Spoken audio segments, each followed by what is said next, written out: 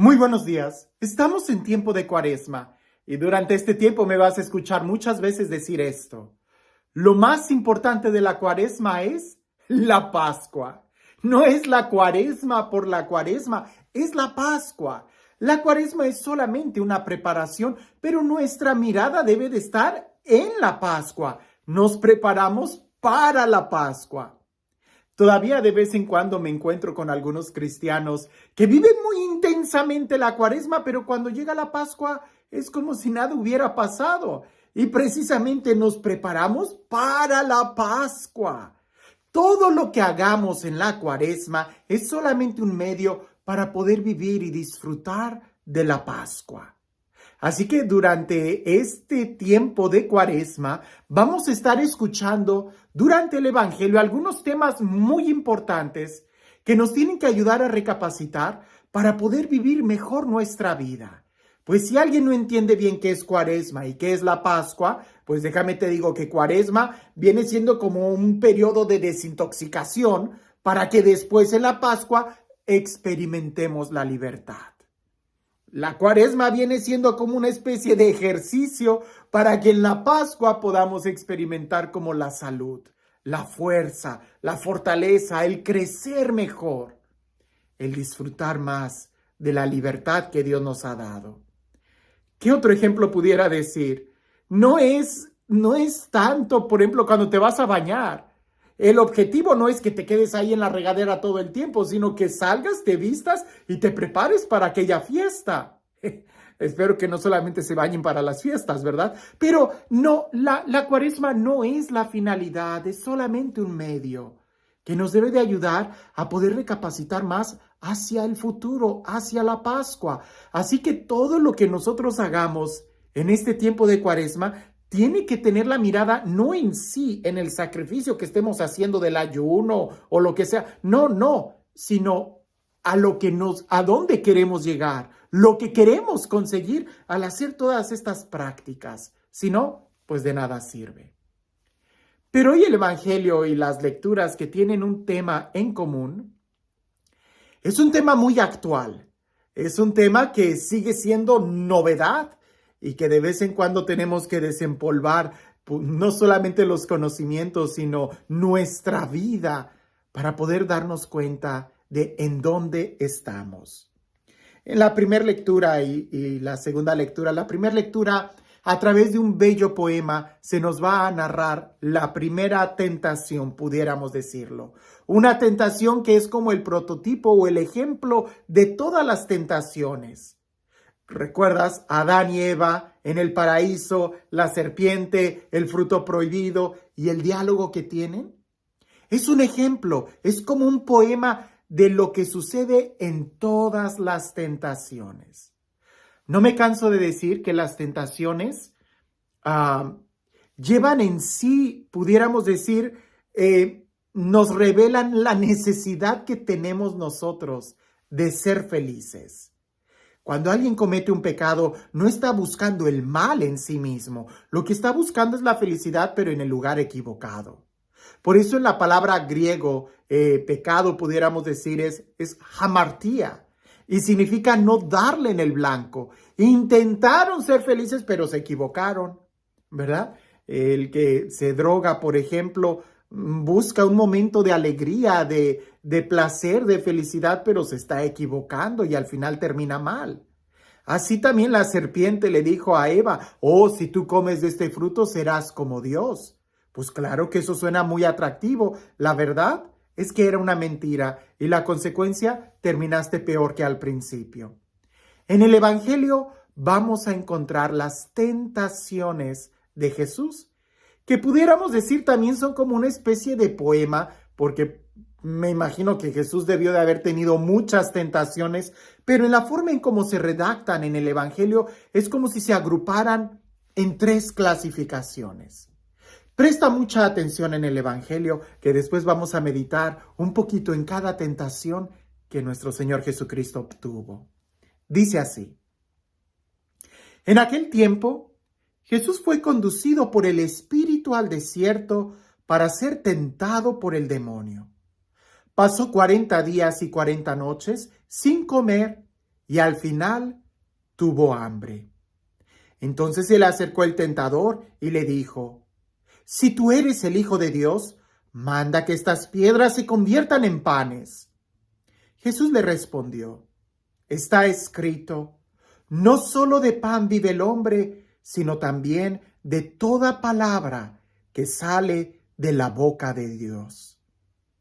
Entonces el diablo lo llevó a la ciudad santa, lo puso en la parte más alta del templo y le dijo: si eres hijo de Dios, échate para abajo, porque está escrito, mandará a sus ángeles que te cuiden y ellos te tomarán en sus manos para que no tropiece tu pie en piedra alguna. Jesús le contestó: también está escrito, no tentarás al Señor tu Dios. Luego lo llevó el diablo a un monte muy alto y desde allí le hizo ver la grandeza de todos los reinos del mundo. Y le dijo: te daré todo esto si te postras y me adoras. Pero Jesús le replicó: retírate, Satanás, porque está escrito, adorarás al Señor tu Dios y a Él solo servirás. Entonces lo dejó el diablo y se acercaron los ángeles para servirle. Algo que tenemos que recordar el día de hoy es de que las tentaciones en sí mismo no son pecado. Hay personas que dicen: padre, me confieso porque tuve la tentación de querer matar a mi suegra. La verdad, nunca he escuchado una confesión así. Pero imaginemos, ¿no? ¡Ay, quiero matar a esa persona! La tentación en sí no es pecado. Lo que sí es gravemente pecado es que vayas y mates a la suegra, ¿verdad? Que sucumbas ante la tentación, que no la resistas. El mismo Jesús tuvo tentaciones e incluso si prestamos atención, dice el Evangelio que el Espíritu Santo lo condujo al desierto para ser tentado. Y muchos se sorprenden al leer otra vez esta frase. Piensa en esto. Si nosotros no tuviéramos ninguna tentación, no tendríamos ninguna opción de decirle a Dios: te amo. Porque cada vez que tenemos una tentación, tenemos la libertad de elegir serle fieles a Dios, ser fieles a nosotros mismos, ser fieles a lo que prometimos o fallar. Pero si no hay tentación, no hay oportunidad de elegir amar a Dios. Por eso podemos decir que después del Espíritu Santo, el que más te ayuda a ti en la santificación, pues es el enemigo, porque con tanta tentación te da muchas oportunidades de mantenerte fiel. Y mientras más tentaciones tengas, claro, siempre y cuando estés eligiendo mantenerte firme, ser fiel a Dios, más vas a crecer, más fortaleza vas a tener. Lo contrario es que mientras más sucumbas en la tentación, más débil te vas a hacer y puedes incluso hasta convertirte en esclavo del pecado. Ahora, veamos las tentaciones de Jesús, que nuevamente pienso que están escritas como en una forma de poema, donde se encierran muchas tentaciones. Y aquí creo que están representadas todas las tentaciones en tres grupos. La primera tentación es la tentación del placer. El enemigo le dice: convierte estas piedras en panes.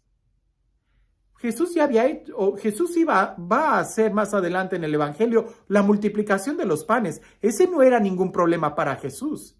El problema es cuando hay un placer sin compromiso, sin necesidad, sin miras a algo más. Entonces eso sí se convierte en una tentación. ¿Por qué? Porque te cierras a ti mismo, te encierras en ti mismo. Y cuando buscas un placer solamente para ti, sin ningún compromiso, lo único que haces es destruirte. El ejemplo más claro es como aquel que busca el placer en la droga. Al no estar comprometido y no estar ordenado en un crecimiento, ese placer lo único que va a hacer es destruirlo, es acabar con él. Por eso todos los placeres que encierran o todas las tentaciones que encierran el sentido del placer, inmediatamente nosotros debemos de pensar, ¿este placer me ayuda a crecer, ser mejor persona y me compromete con los demás? Si la respuesta es no, no, no, no, entonces ten cuidado, porque seguramente te va a destruir. La segunda tentación de Jesús es la tentación del poder. El enemigo le dice, arrójate, que está escrito que los ángeles te sostendrán para que tu pie no tropiece. Jesús más adelante en el Evangelio va a caminar sobre el agua. Ese no era ningún problema. El problema aquí es hacer un despliegue de poder sin servicio, sin necesidad. En este caso sería casi como humillando a los ángeles. Por eso dice, no tentarás al Señor tu Dios. No.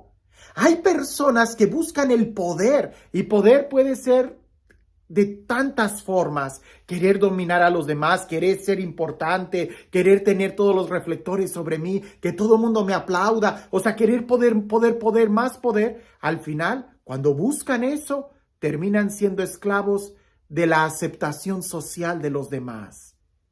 Cuando el poder no está en miras del servicio, entonces el poder a ti te va a esclavizar.